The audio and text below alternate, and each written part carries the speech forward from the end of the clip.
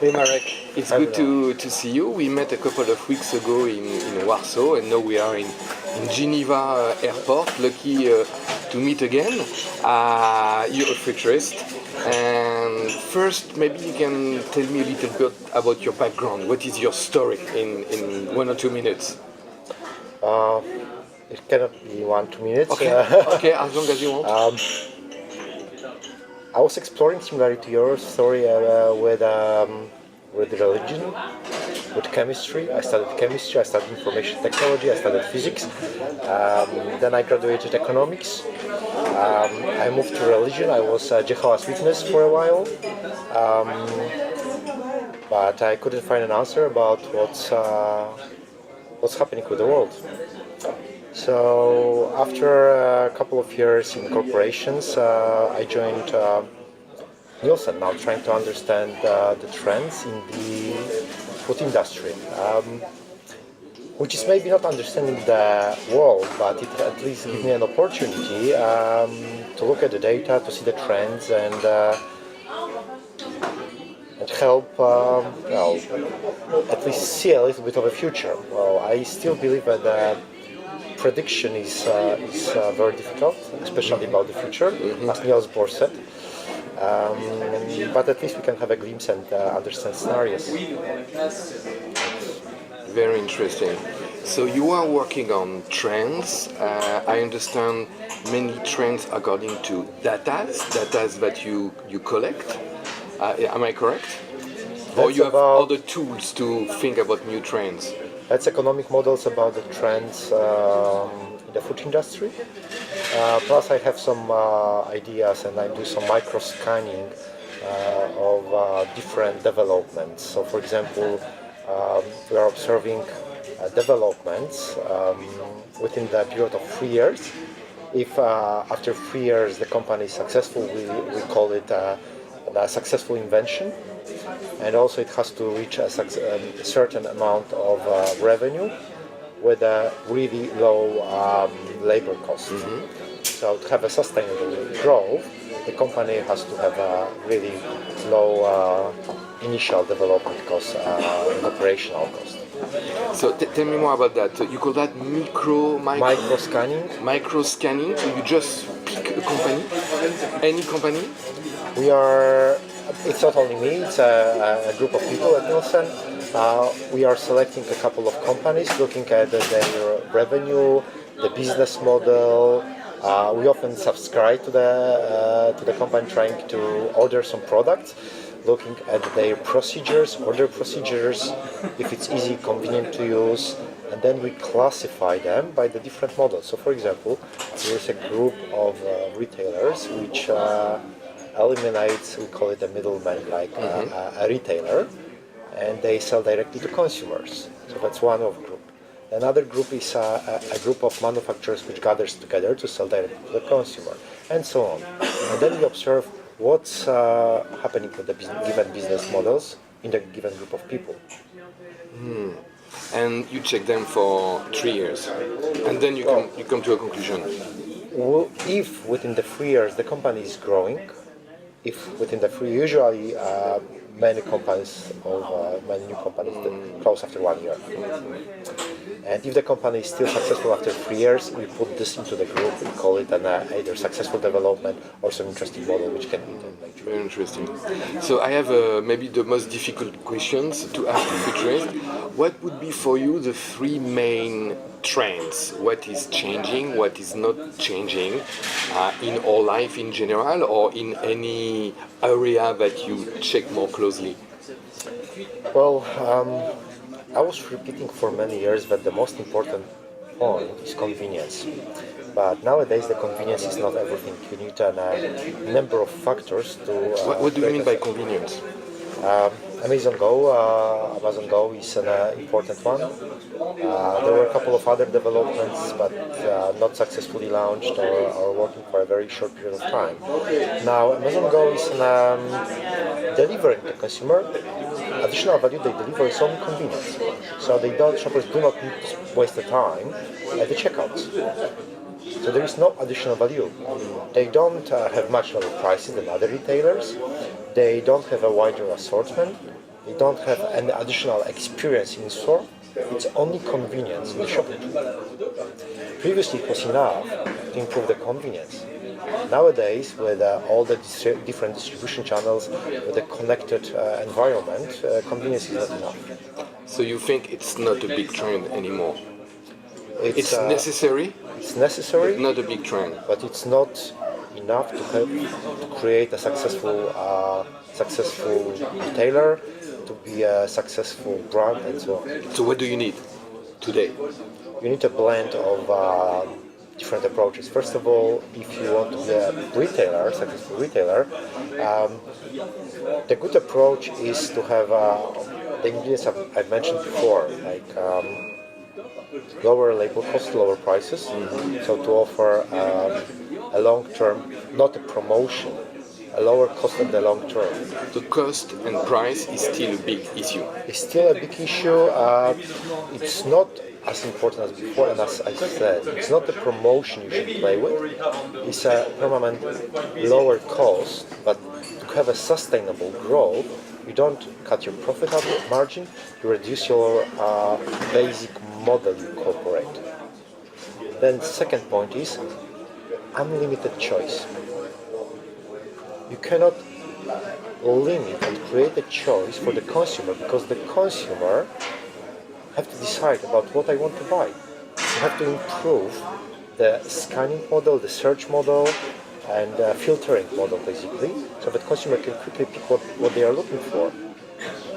There are very clever developments where artificial intelligence is suggesting you what products you may be interested in, or adjusting the price to you, to specifically your purchase history, your current purchase, your current basket. So this is emerging pretty fast. So just to make sure I understand, so you said limiting choice.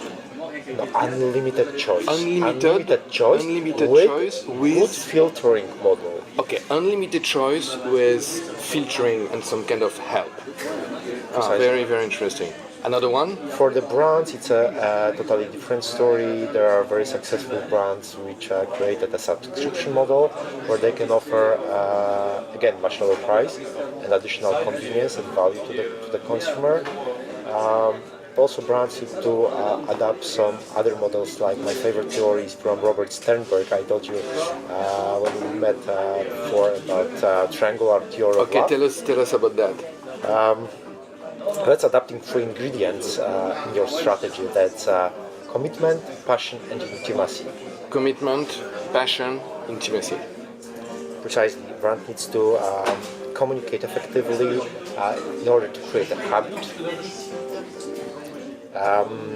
We call it commitment.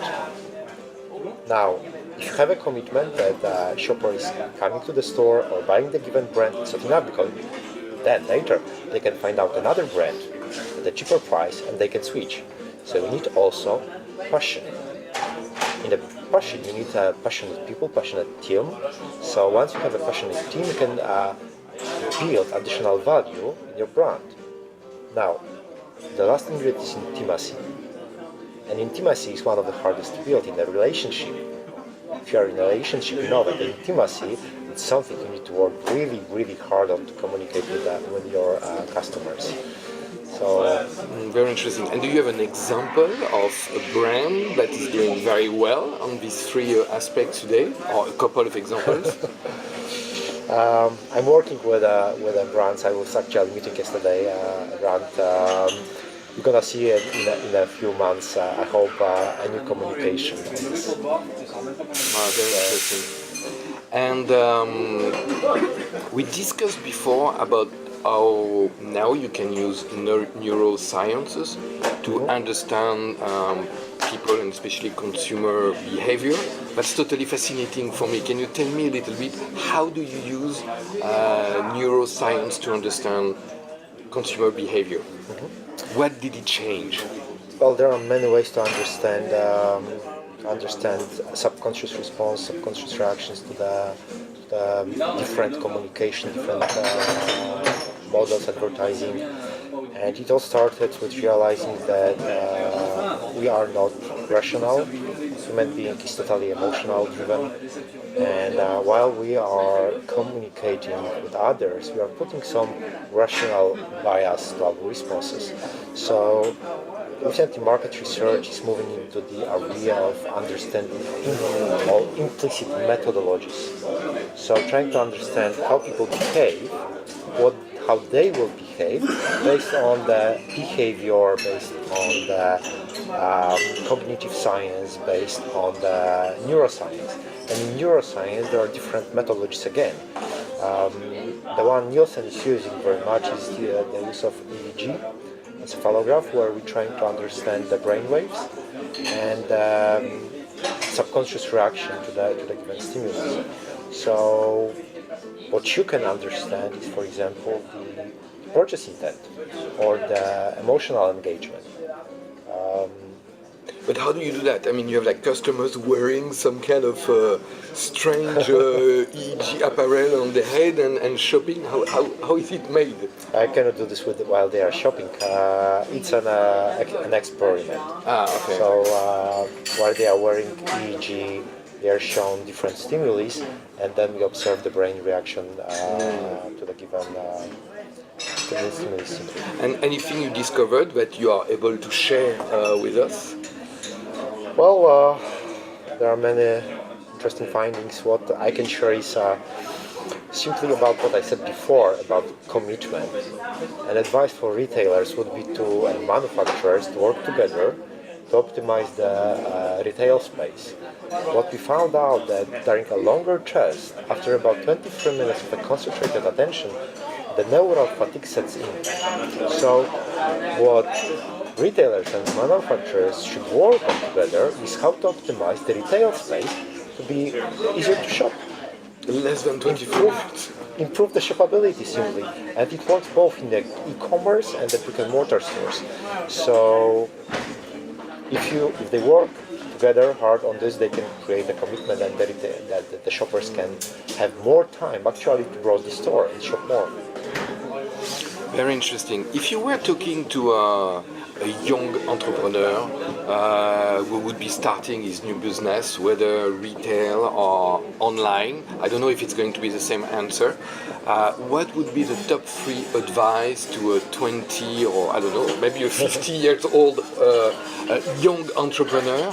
What would be your first top 3 advice? What he or she should do and should not do with his online business? It doesn't matter whether it's 20 or 50 years old. Currently in this world, connected world, we are living in the age of impatience, right? Shoppers expect everything here and now. There is no time to think before you act. You have to sacrifice a little bit of security to get agility. Simply move through trial and error. That's the way you can develop. Once you earn some money, invest a part of it, that is some part of it, into new developments. And well, for the 50-year-old entrepreneurial, I would advise to have some young, hungry 20-year-old. Excellent. And talking about the, like, if I was starting, which I'm not going to do by the way, but if I was starting an online business selling, I don't know, whatever, shoes or something to eat, what would be your advice? What would be the best thing to do and the worst mistake that I shouldn't do? Well, the advice would be give the choice to the consumer. So a great example of a company which is giving you the choice is My Muesli, a company which allows you to create your own muesli. Well, you can think about the same applying to personal care, so that you can create the products without ingredients you don't like, and the ones with the fragrances you want. And you can apply this to all variety of categories. Make it convenient. If you can deliver free of charge with free return if the shopper doesn't like it. That's the example of Model Zalando, for example, with shoes is doing. It's a very convenient ordering and complaint process if you don't buy something. And what would be the worst mistake? The worst mistake? Well, the worst mistake would be to create a company which, again, is limiting the choice. Unlimited choice, a colleague of mine, Jean-Jacques, is saying always, unlimited choice is a new norm. So if you hire category managers, brand managers, to think what shoppers would like to have, it's not the right way. Shoppers will decide themselves. They decide themselves about which music they want to listen. It's their own choice. What movies they want to see. Don't hire people, don't create additional costs to decide for people. So what you are saying is that even if I start a very small company, I should have the largest choice possible for my customers. Am I correct? Well, you don't need necessarily to have the all possible choice which is available in the market. You can create ingredients and then let shoppers do Their blend, own thing. to make the blend Very, very interesting. whatever they want. Okay, one last question, which is not directly related to your job and your expertise, but as a futurist, what would be the top 3 things you would tell to anybody? How should we be prepared about the future? What should I do? What should a younger person do to be future-proof, future-ready? Well, we cannot put our norms and boundaries to our kids. We cannot think that our kids and our grandkids will behave as we are. And if we do, like I'm reading your book, we will not see ships coming like Indians have not seen. Or we will not see factories without stocks like the American car producer in Japan. We cannot have boundaries in ourselves. Well, we have to focus our initiatives and our work on some parts. It's important, but on the other hand, we still have to keep our eyes wide open. We have to be open-minded to see the other potential developments, especially from the small companies, small investors, because there are more and more local companies which are really successful in the marketplace. And that's excellent. Thank you very much, Marek. It's been again a pleasure to meet you, and I can't wait for our next meeting. Well, pleasure is mine. I can't wait to see your next book. Thank you. Thank you. Thank you.